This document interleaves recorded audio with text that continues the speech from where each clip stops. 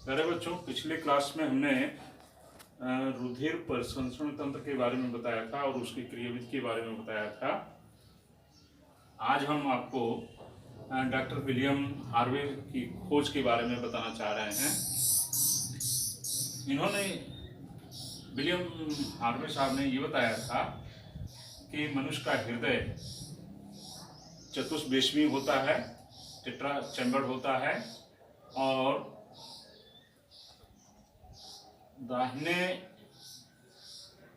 अलिंद से अशुद्ध रुधिर निकल करके, हृदय से निकल करके फुफ्फुस में जाता है और फुफ्फुस से ये शुद्ध होकर के, अर्थात इसमें ऑक्सीजन मिलती है और ऑक्सीजन मिलने के बाद इसका रंग चटकीला गुलाबी हो जाता है। वहाँ से फिर ये फुफ्फुस सिरा द्वारा बाएं अलिंद में आती है और बाएं अलिंद से रुधिर बाएं निलय में आता है और यहाँ से फिर धमनी द्वारा ये पूरे शरीर में पहुँचाया जाता है और फिर शिराओं द्वारा एकत्रित करके ये फिर पुनः दाहिने अलिंद में पहुँचा दिया जाता है। लेकिन जब डॉक्टर विलियम साहब से पूछा गया कि आखिर में इस धमनी से शिरा में रुधिर कैसे पहुंच जाता है, तो इस बात को बताने में वह असहज हो गए, असफल हो गए, जिसको बाद में वैज्ञानिकों ने खोजा और बताया कि ये रुधिर जब दाहिने अलिंद से निकलता है तो ये फेफड़े में जाता है। किसके द्वारा? फुफ्फुस धमनी द्वारा। फुफ्फुस धमनी द्वारा रुधिर फेफड़े में, फुफ्फुस में जाता है, जहाँ पर धमनियाँ पतली पतली शिराओं में बदल जाती हैं और फिर ये जाकर के आगे बढ़ती हैं और आगे ये फुफ्फुस शिराओं के रूप में हो जाती हैं, जिन्हें हम ये फुफ्फुस धमनिकाएं और इसे फुफ्फुस शिरिकाएं कहते हैं। यहाँ से रुधिर जाएगा और फिर इसमें से होता हुआ ये पुनः बाएं अलिंद में आता है।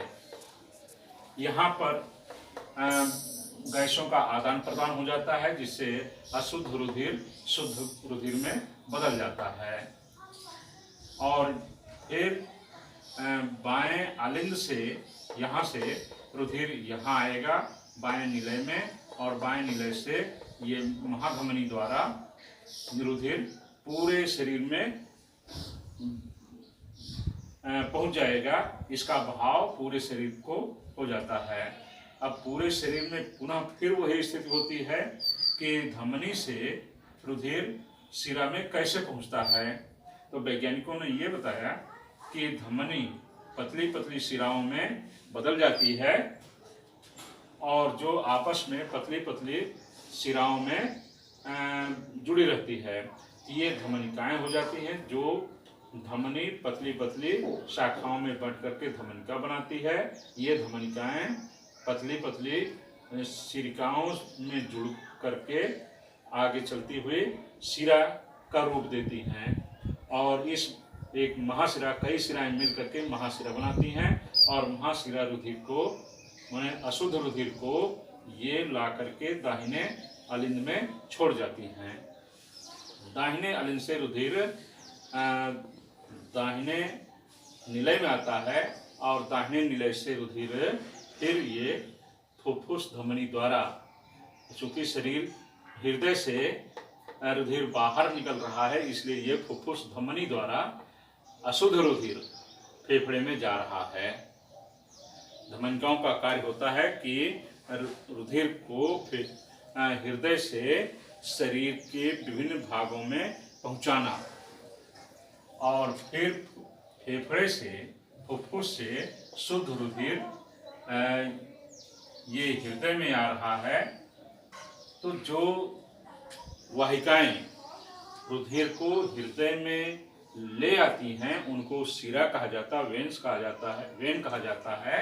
और यहाँ पर रुधिर आशीकृत हो करके हल्के गुलाबी रंग का हो जाता है, चटकीला हो जाता है, जिससे ये शुद्ध रुधिर होता है और यहाँ पुनः हृदय में आता है, हृदय से पुनः शरीर में ये प्रवाहित होता है। इसका बहाव इधर से इधर को होता है।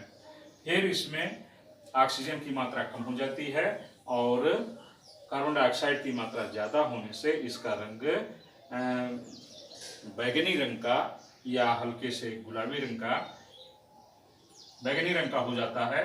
गुलाबी रंग तो खत्म हो जाएगा यहाँ पर, और फिर ये बैगनी रंग आगे जा करके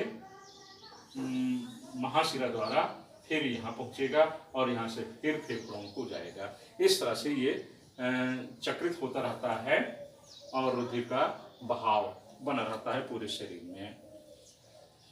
बच्चों, मैं समझता हूँ कि आपके समझ में आ गया होगा, और अगर कोई भी बिंदु आपकी समझ में आया हो तो पुनः मुझे सूचित करिए और मैं बताने का प्रयास करता हूँ। आज की कक्षा यहीं समाप्त होती है। धन्यवाद।